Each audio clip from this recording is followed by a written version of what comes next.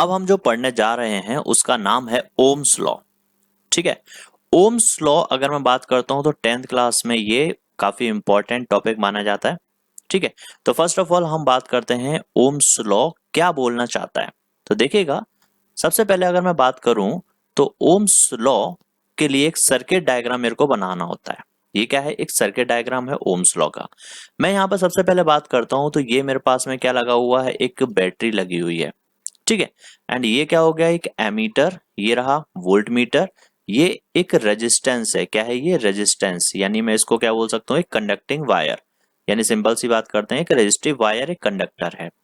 ये R H, R H का मतलब होता है रियोस्टेट, यानी कि वेरिएबल रेजिस्टेंस। आर एच का मतलब क्या है, रियोस्टेट यानी कि वेरिएबल रेजिस्टेंस। एंड ये के जो है ना, इसको मैं क्या बोलता हूँ, की, यानी स्विच।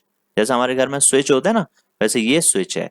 इसमें ये जो बीच में आपको पॉइंट दिख रहा है, ये पॉइंट अगर लगा हुआ है इट मीन्स ये स्विच क्या है, ऑन है, यानी इस सर्किट के अंदर करंट फ्लो हो रहा है।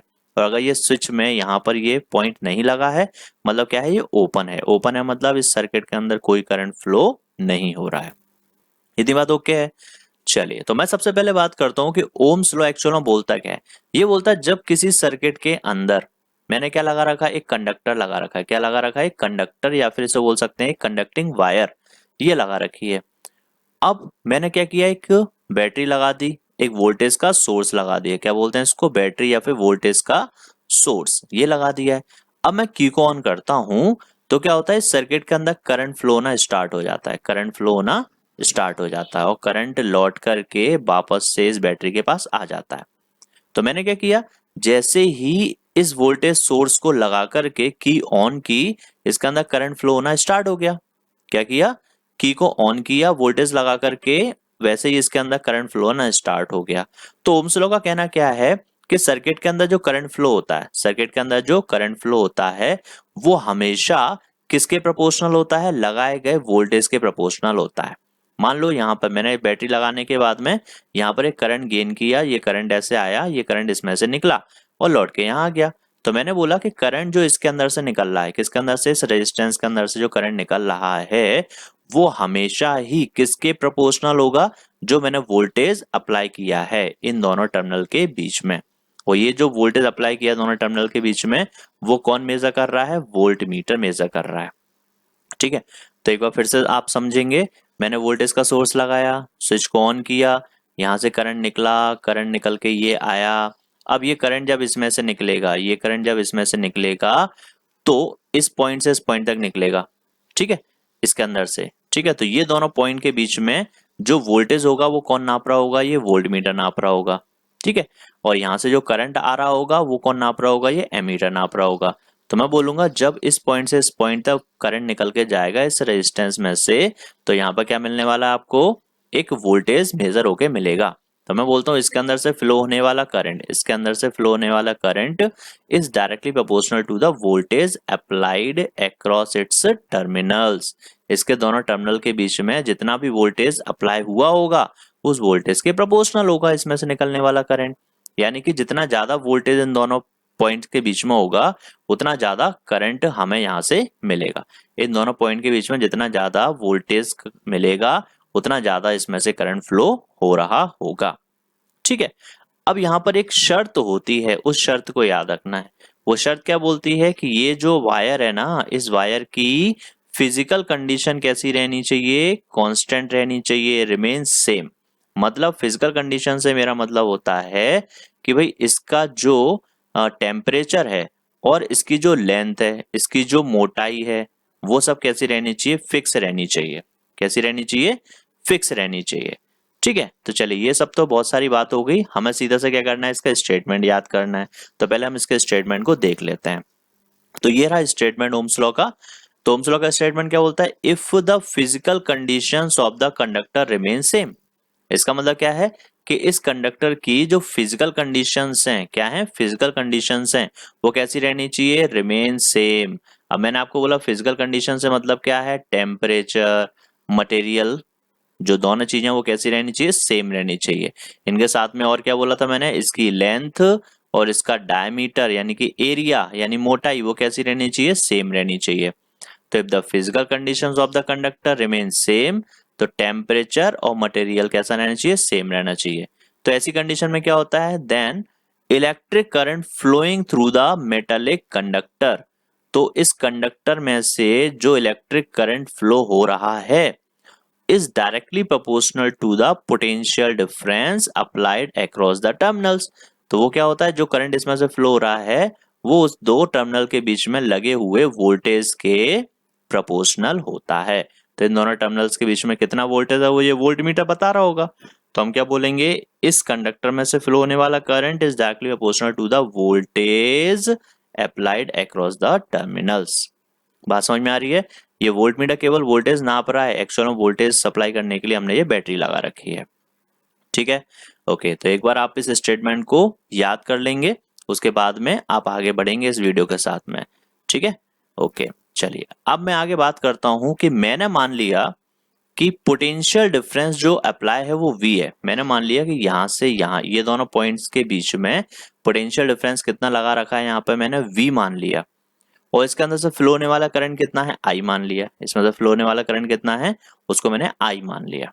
तो क्या होता है, तो according to Ohm's law I proportional to V, यानी current is directly proportional to voltage applied across the terminals. इसमें से फ्लो होने वाला करंट इन दोनों टर्मिनल्स के बीच में अप्लाई होने वाले वोल्टेज के प्रोपोर्शनल होता है।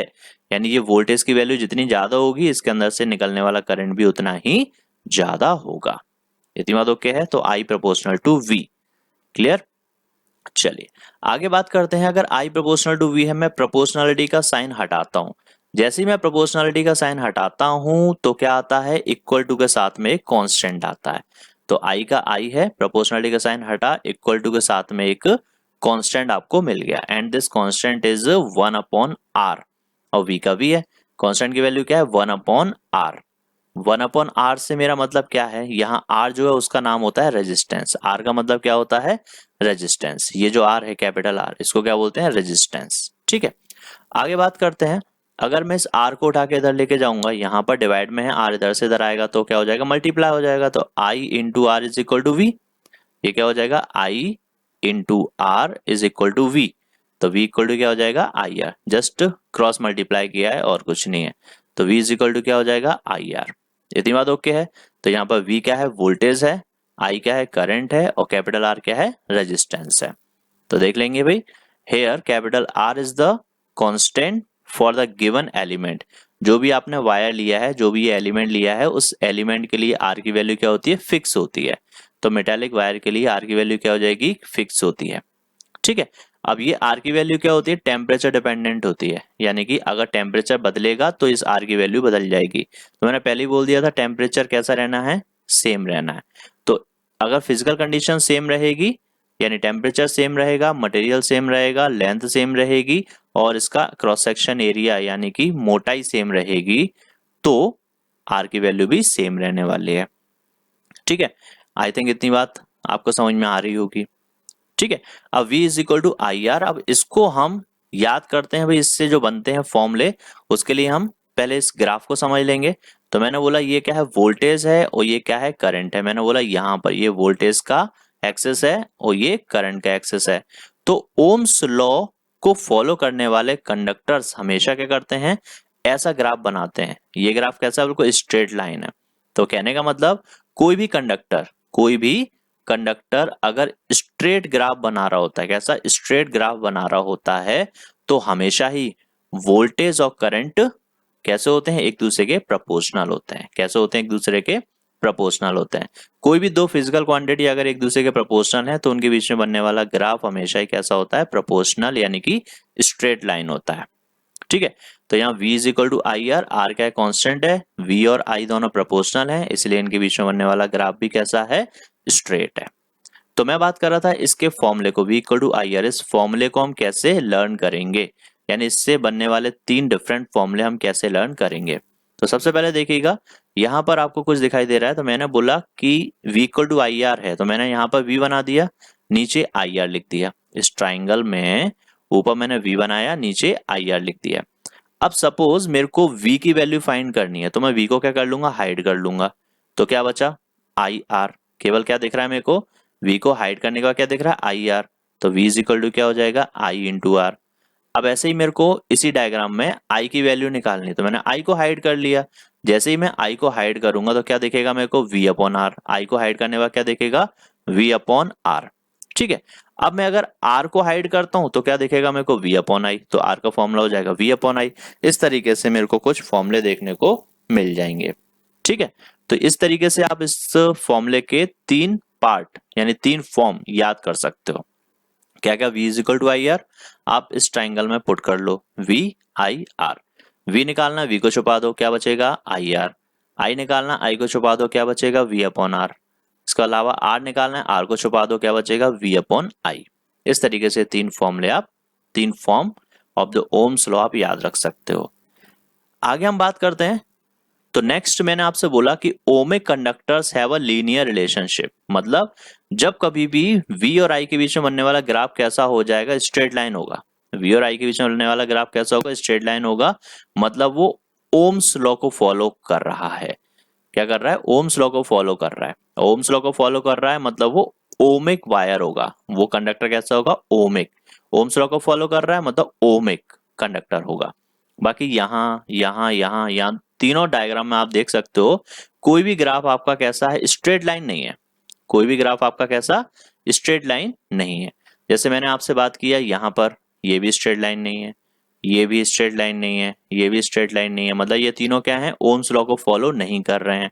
और जो वायर, जो कंडक्टर ओम्स लॉ को फॉलो नहीं करते, उनको बोलते हैं नॉन ओहमिक कंडक्टर्स। क्या बोलते हैं, नॉन ओहमिक कंडक्टर्स।